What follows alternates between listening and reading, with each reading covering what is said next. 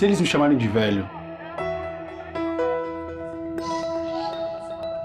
E se eles acharem que eu sou incapaz? E se me olharem diferente? Não dê ouvidos ao preconceito. Usar aparelhos auditivos é cuidar da sua saúde. É cuidar de você.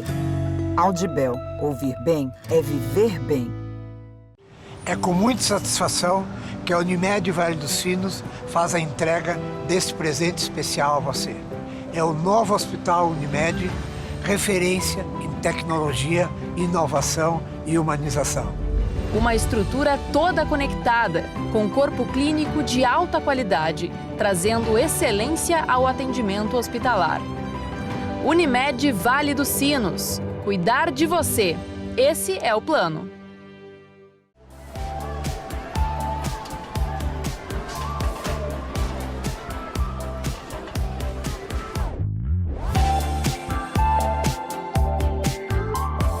Olá, tudo bem? Estamos começando mais um programa Pergunte ao Doutor aqui na nossa Vale TV, canais 6 e 14 da NET e nas plataformas digitais. Como vocês sabem, eu tenho falado, saúde não é brincadeira.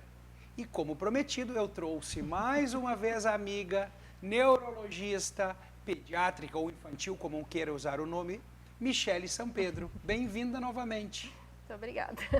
Estamos aqui agora para um assunto que tem sido muito falado e pedido para trazer mais aqui no programa. Como há pouco tempo atrás eu já trouxe o Tiago Serafim, meu amigo, que é pai de criança autista, e ele esboçou o outro lado, não o lado investigativo da coisa, o lado sentimental. Mesmo sendo médico, ele abordou também o tema por ser o pai, o estar no outro lado. Michele, vamos falar hoje então aqui para as pessoas temas que eu acho muito importante. E é um tema completamente multidisciplinar, porque eu vou começar falando do atraso do desenvolvimento da fala, que tem muito a ver com a audição. E isso tem uma relação muito afinco, 3, 4, pode ser o pediatra junto, especialidades. O otorrino, não tem ordem de quem é melhor ou não. O fonoaudiólogo, o pediatra entrando junto e o neurologista infantil. Isso aí é uma coisa que a gente precisa caminhar de mãos dadas, porque, às vezes, dar bobeira nessa idade, nesse desenvolvimento do córtex cerebral, é tempo perdido. Exatamente. Então, já dei a abertura aqui, que nós vamos falar de desenvolvimento de fala e logo o seguinte, nós vamos tentar falar um pouquinho de autismo, se a gente conseguir, no tempo do programa, falar. Então, eu já falei aqui, ó, eu tenho as perguntinhas aqui para a gente não se perder. Então, quais profissionais os pais devem procurar quando perceberem que a criança está com desenvolvimento atrasado para fala ou que não está escutando as coisas direito? Eu acho que tu falou tudo, assim, não tem uma ordem de importância, né?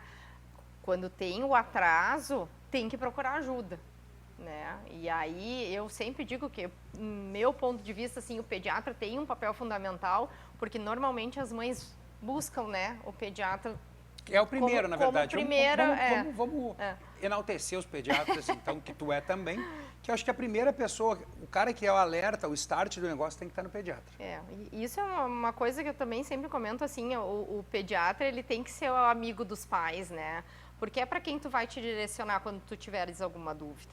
Né? Às vezes a própria escola também, dependendo da idade que a criança entra, acaba sinalizando para os pais essa questão do atraso, mas o pediatra normalmente é quem está na linha de frente, é quem vai te encaminhar primeiro, né? E aí que tá, esse encaminhamento, essa ordem, não tem uma ordem de quem é mais importante, a questão é, atrasou, vamos ver o motivo. Então, Michele, eu vou pegar, gente, eu vou conversar um pouco mais, porque é da nossa área, a gente divide pacientes nesse atraso de desenvolvimento de fala. Então, hoje vai ser um programa mais bate-papo do que entrevista, porque até a pedido das pessoas que a gente fale mais sobre autismo. Eu acho que é importante salientar e que é importante para os nossos colegas pediatras, porque a otite silenciosa, a otite silente que a gente chama, ou até mesmo a secretora com secreção hialina, apresenta um importante marco no atraso de desenvolvimento da fala, de uma coisa talvez simples de ser resolvida. Sim. Eu normalmente comento com os pais, até a questão da cirúrgica, né? Que às vezes muitos não querem fazer porque tem medo, que a criança que está com a fala, em aquisição de fala... Aprendendo a falar, né? recebendo informação para Exatamente. desenvolver. E mesmo que seja assim, mas é um ouvido só, o outro tá bom, não importa. Não está desenvolvendo um ou lado assim, do cérebro. ou assim, né? Não está desenvolvendo um lado da... É como se estivesse embaixo d'água, Do né? córtex auditivo. Me corrige se eu estiver errado, Sim, mas é é como embaixo se tu d'água. estivesse ouvindo assim. Então, assim, como que uma criança, em aquisição de fala, que ela precisa aprender, vai ter problema no ouvido? Como ela vai Complicado, aprender a falar né? certo Exatamente. se o ouvido está abafado? Exatamente. É difícil, né, chegar a essa informação correta. É. E muitas as trocas, né, e os atrasos de desenvolvimento de fala estão relacionados com as otites silenciosas. Exatamente. E tem um problema também que eu acho que talvez os pais não entendam, que diz assim, mas ele é novinho ainda, tem, né, um bom caminho. Mas justamente a gente sempre fala da questão da intervenção precoce, e não só falando de autismo, falando de Crianças fala. normais, desenvolvimento Exatamente, de fala, de fala. atraso de desenvolvimento de fala. Lá na frente, se tu não tratar, vai dar problema na escola. É o que ela falou do ganho. Tudo que aquilo que a criança não escutar direito, não vai processar direito no cérebro. E essa informação não vai gerar o desenvolvimento adequado que ela precise para aqueles sons. Exatamente. Não gerando o desenvolvimento adequado que ela precise para aqueles sons, ela não vai conseguir fazer a formação das palavras de maneira correta. Vai gerar atraso, vai gerar trocas, enfim, um monte de coisa. Um monte de coisa, né? Então, voltando àquele assunto de que não tem um principal, né, que seja o primeiro para tu buscar, no momento que tu buscar um profissional, seja fono, otorrino, neuro, a gente precisa fazer uma avaliação de como está essa audição, né? Inclusive para a questão do autismo, tem alguns colegas que dizem, eu não peço exame auditivo. Se a criança tem um atraso na fala, não me importa a origem desse atraso na fala, se é autismo, se não é autismo, tem que investigar a parte auditiva, sempre, né? Justamente por isso que a gente acabou de falar. Como é que tu vai ir na fono, vai estimular, como é que a fono vai trabalhar se essa criança tem um problema lá, né, no ouvido? Não que tu não tenha que estimular, tem que estimular, mas como que ela vai estimular uma criança que está com problema auditivo? Eu acho importante tu falar isso, porque a fono pode ser ela mesma que faz o diagnóstico. Exatamente. Ela vai lá, a criança, faz uma impedanciometria, ou imitanciometria, tanto faz o nome, e já verifica que está uma disfunção ali naquele tímpano, que o resultado pode ser o C, que é uma disfunção, e o B, que ele está ou furado ou está cheio de secreção lá dentro, não está vibrando corretamente, ela já pode alertar e dizer direto, já procura um otorrino, porque eles vai ter que dar condução para isso. Isso é um caminho legal, mas eu tenho visto, e também não critico as fonoaudiólogas que começam a fazer terapia porque vem uma criança já indicada, encaminhada de um médico para fazer. Mas fazer uma terapia de atraso de desenvolvimento de fala ou por trocas, sem ter uma resposta de uma avaliação auditiva que está tudo ok, pode ser um chover no molhado, ou enxugar gelo, porque... Está entendendo, né? Exatamente. Isso é para as pessoas entenderem. Então, a avaliação auditiva, tu está aí para me dizer, é tanto quanto importante para o otorrino, para o neuroinfantil, para a fonoaudióloga e para o pediatra, para dar uma resposta melhor para os pais. Exatamente. Eu sempre peço. Muitos pais não querem fazer. Mas tem que fazer. E a resposta que eu recebo é, ele escuta bem. Mas tu acha, né? Exatamente. Eu sempre respondo, tu acha? Exatamente. Eu sempre falo isso para eles, a gente precisa medir. ter uma certeza, porque senão a fono, é bem o que tu falou, ela vai trabalhar e tu não sabe como que essa criança está, como que está essa audição para tu estar lá estimulando ela e daqui a pouco ela receber a informação muito melhor se essa audição tiver 100%. Né? Então fica aqui a orientação. Avaliação auditiva é importante. Nenês fazem o teste da orelhinha.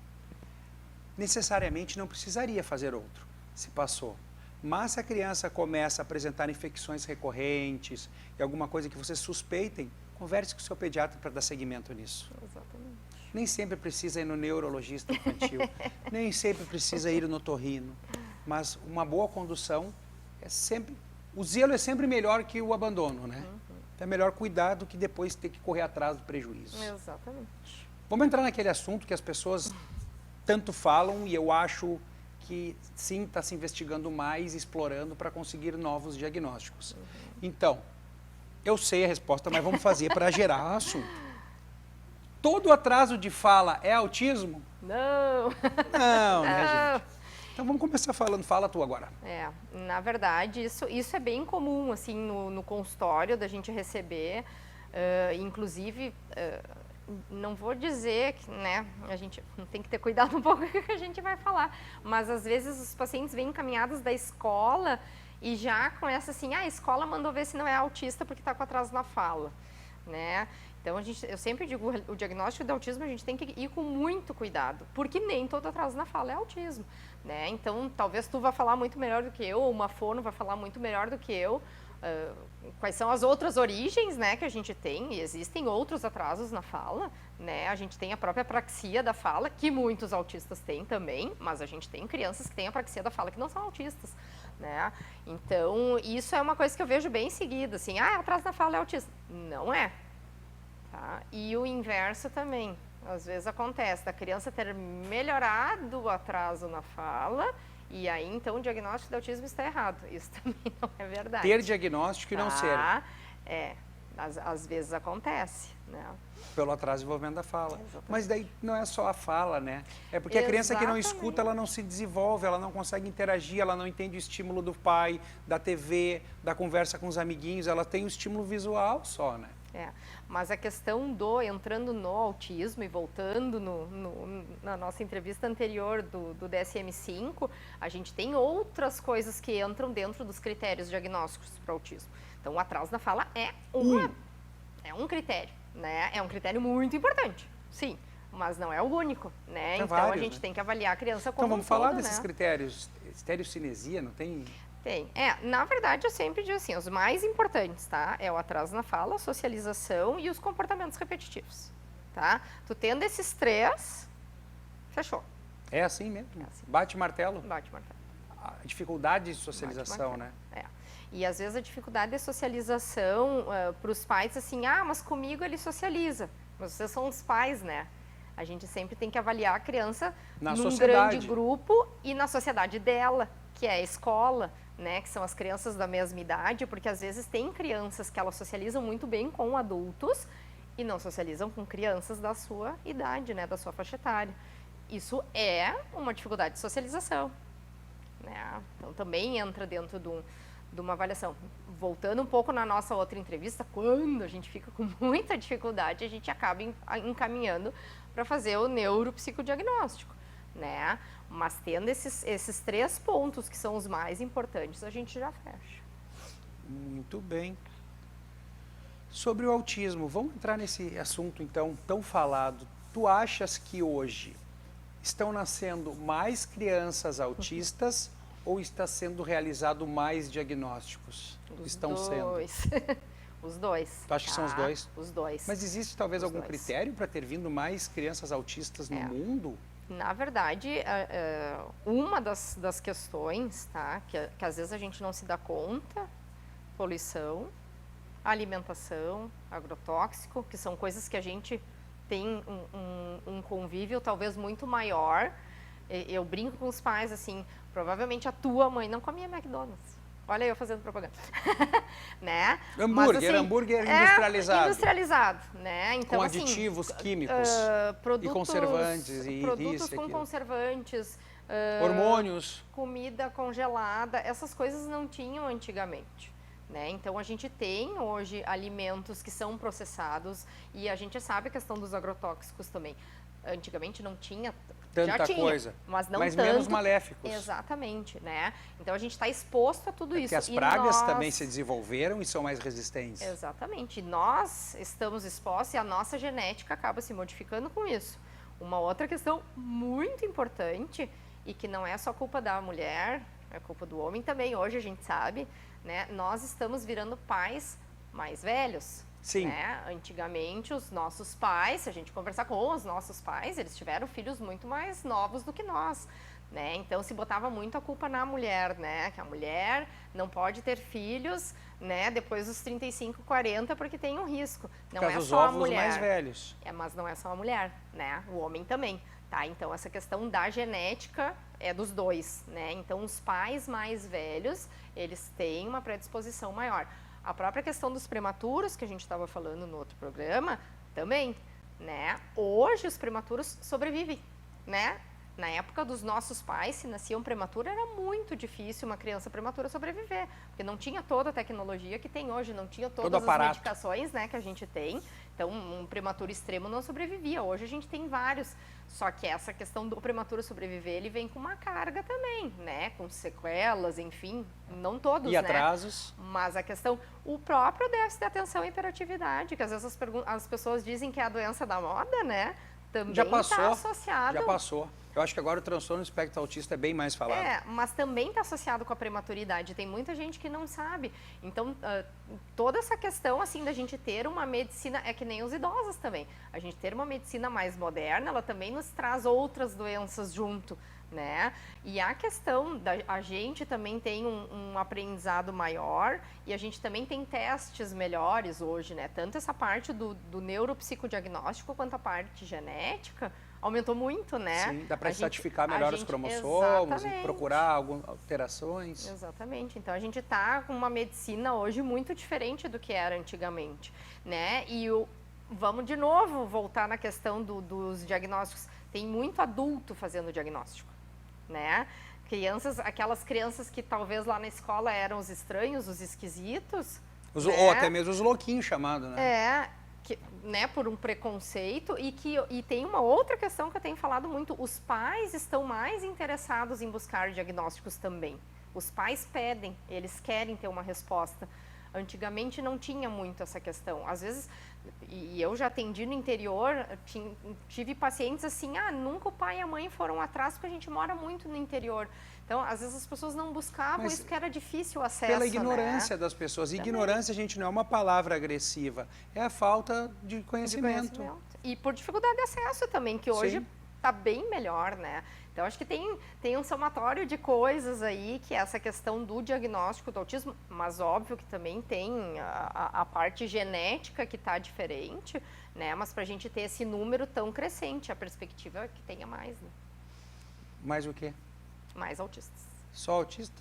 Será que os pais mais velhos não vai ter mais síndrome de Down também? Provavelmente. É que eu digo, quando a gente se especializa, a gente fica muito preso dentro da nossa área, né? Se tu conversar com um ginecologista, pergunta para eles o que eles estão vendo de câncer de mama hoje em mulheres jovens, que não tinha antigamente também. Por hormônios, talvez. Por alimentação. Também tem essa questão genética. Também tem essa parte do ambiente, a parte dos agrotóxicos, a parte da poluição também está envolvida nisso. Que antigamente, eu não vou dizer nem tanto antigamente, porque não é a minha área, eu não posso falar com propriedade. Anos atrás, há anos atrás. Mas talvez que nem nós, assim, eu posso te dizer, eu tô 12 anos trabalhando, há 5 anos atrás, começou mais esse movimento, assim. Eu não atendia tanto autista quanto eu atendo hoje. Vou chamar nosso intervalo, voltamos em breve. Até logo. É com muita satisfação que a Unimed Vale dos Sinos faz a entrega desse presente especial a você. É o novo Hospital Unimed, referência em tecnologia, inovação e humanização. Uma estrutura toda conectada, com corpo clínico de alta qualidade, trazendo excelência ao atendimento hospitalar.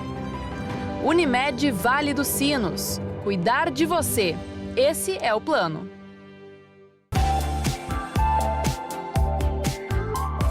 Voltando então do nosso intervalo, eu estou aqui entrevistando e conversando hoje com a amiga Michele Sampedro, neurologista infantil ou pediátrica, para aqueles que gostam de mudar o nome. E agora eu vou seguir nas classificações. Sabe-se que o autismo é classificado em níveis. Tu pode explicar isso um pouco para o nosso... É telespectadores, é streamers, é tudo aqui. Vamos lá, então. Antigamente, né, não tão antigamente, mas a gente classificava como leve, moderado e grave ou severo, né? Hoje a gente fala em nível 1, 2 e 3. E eu acho que talvez vá modificar ainda mais essa classificação, tá? Pelo que estão falando, não posso falar nada porque não sou eu que faço, né? Modificar de aumentar para o grau 4? Acho que sim. Acho que vai estratificar mais. Né, dentro do nível 1, mais, e a gente sabe, né, tanto que antigamente a gente falava muito assim de autismo, transtorno global do desenvolvimento, o Asperger, né, hoje a gente fala em TEA, né, que é transtorno do espectro autista. E essa questão de falar em espectro é justamente isso, né? Dentro do nível 1, dentro do nível 2, dentro do nível 3, Pode ser estratificados também. Exatamente, tu tem diferentes sinais e sintomas, né? Às vezes os pais falam, mas o meu não faz isso. Não, ele não vai deixar de ser autista por ele não fazer uma coisa que o vizinho ali faz, né? E às vezes pode estar classificado dentro do mesmo nível e eles serem diferentes, né?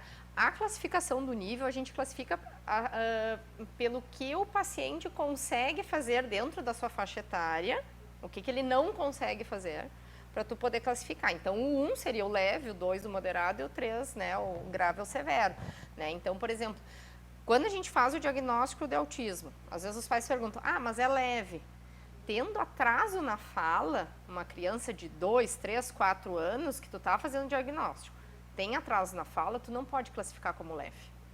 Porque ela tem um atraso. Ela precisa da fala para se comunicar, ela precisa da fala para socializar, né? Então, tu não pode botar ela no nível 1, mesmo que ela não tenha outras características, como agressividade, né? Mas que difícil isso, né? Um transtorno global de desenvolvimento, um atraso global de desenvolvimento, para confundir com autismo tipo 1 ou classe 1, é complicado. É bem complicado, por isso que às vezes a gente também, né, tem as nossas dificuldades. Mas tem que esperar um tempo, talvez, para bater martelo. Às vezes sim, né, e claro, por isso que eu digo que às vezes a gente lança mão de alguns, né, testes para poder nos auxiliar, nem sempre é tão fácil de fazer o diagnóstico, né. E não pode ser sequelas de hipóxia neonatal, alguma coisinha ou outra aqui? Pode. Que também confunde, né? Pode.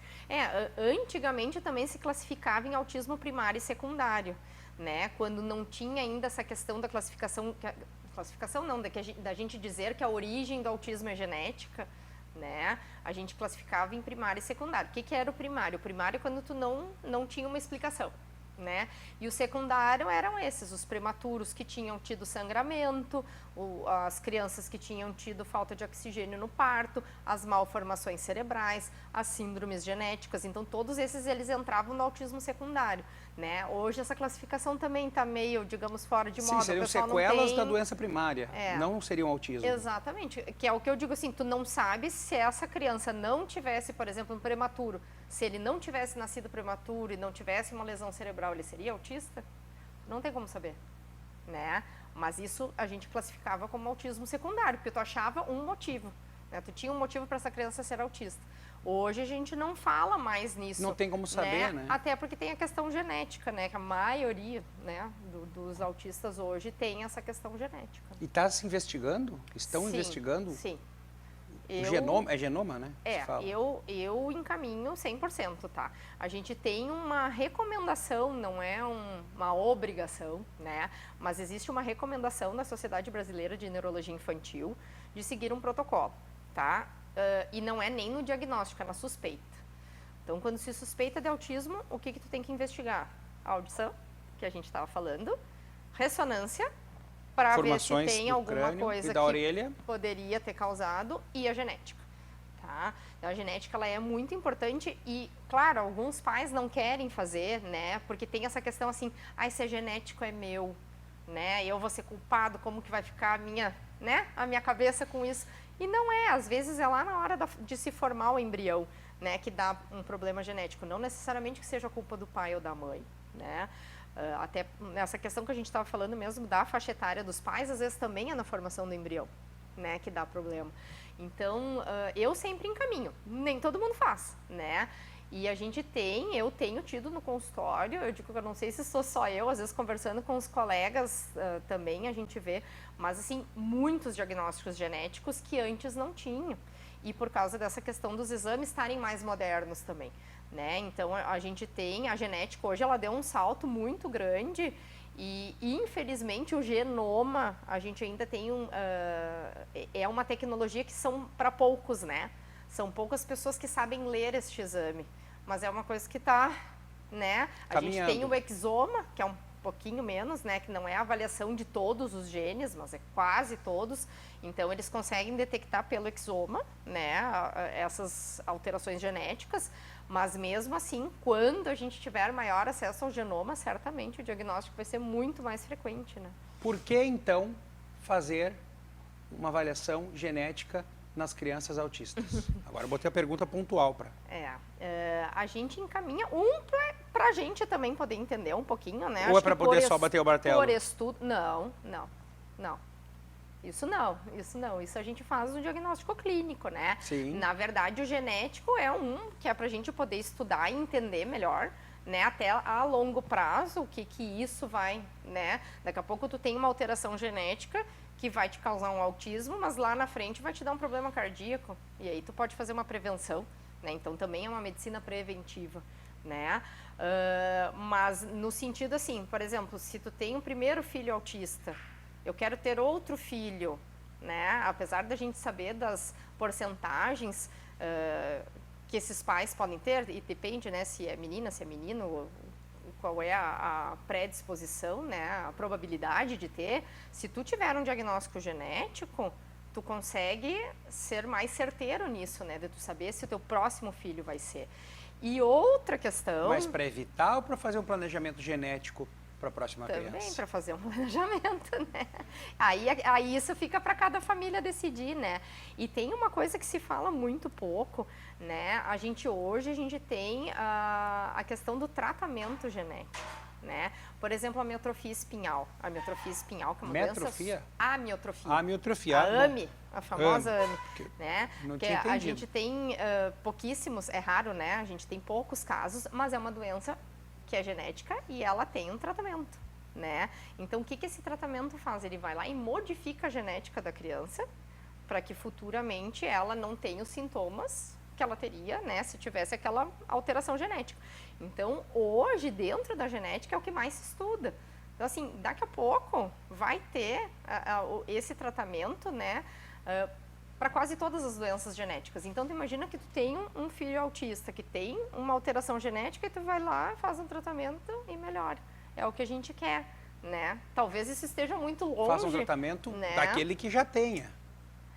Da alteração genética. Ou se programar para os próximos genética. não ter. Isso a gente chama de terapia gênica, né? Só que a terapia gênica, ela, isso é uma coisa muito moderna. Muito moderna. Hoje a terapia gênica é para pouquíssimas doenças. São muito poucas, mas os geneticistas estão estudando para que isso se amplie.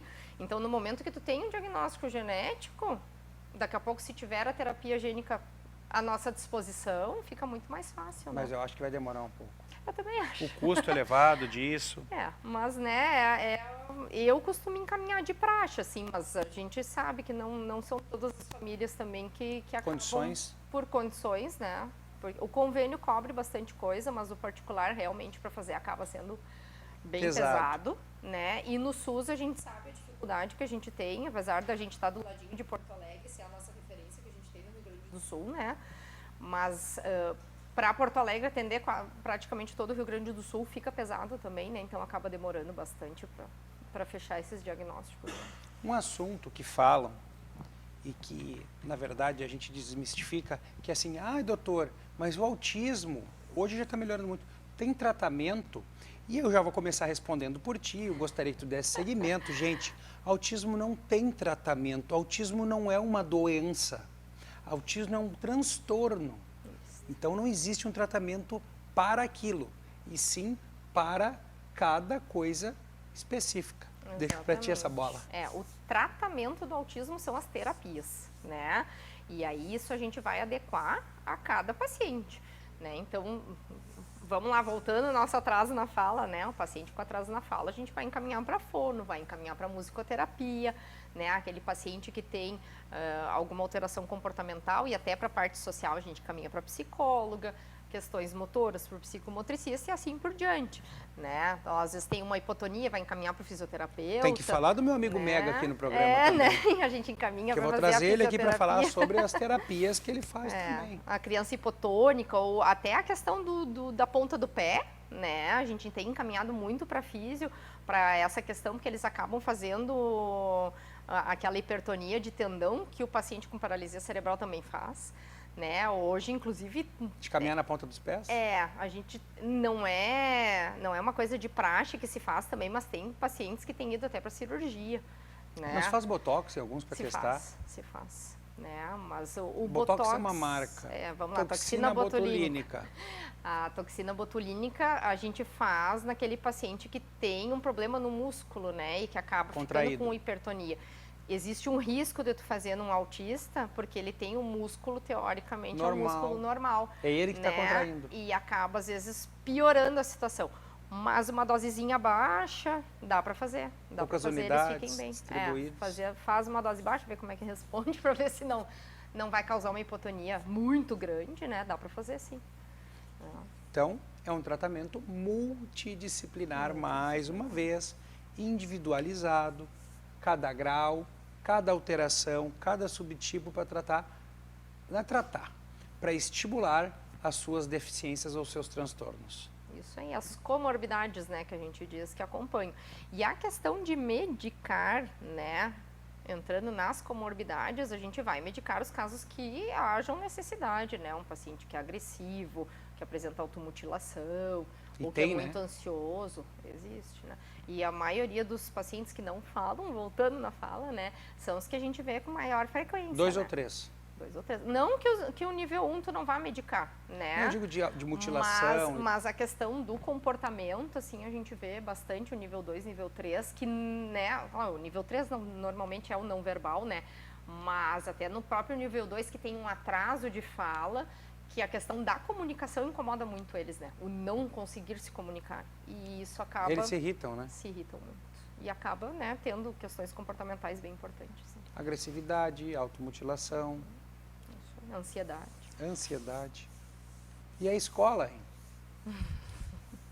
Onde a escola pode ajudar nesse contexto todo? Então, a gente começou falando da escola também, que pode ser importante no atraso de desenvolvimento de fala, mas relacionado ao autismo, hein? A gente tem visto assim mais as escolas empenhadas, né? Não dá para generalizar.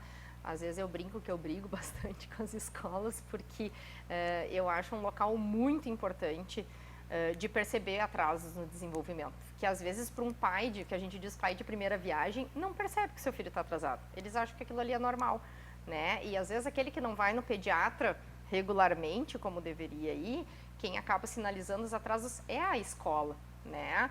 Então, às vezes a escola acaba não falando porque acha que é falta de ética, tem que falar. Escolas escutaram isso? É isso que eu brigo. Escolas escutaram?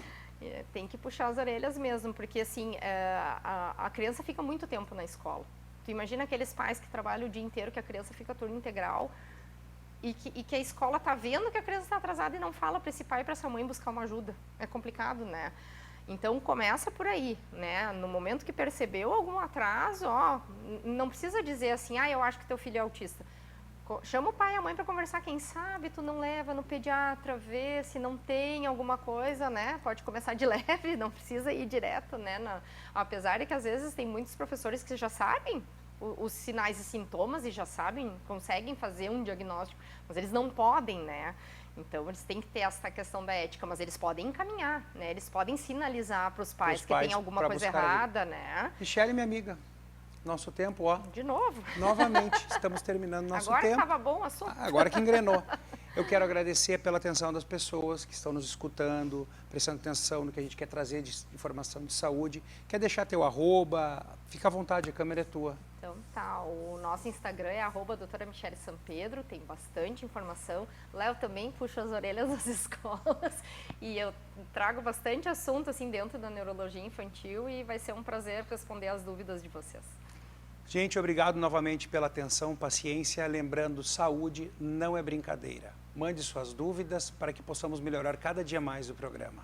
Até o próximo. Tchau, tchau.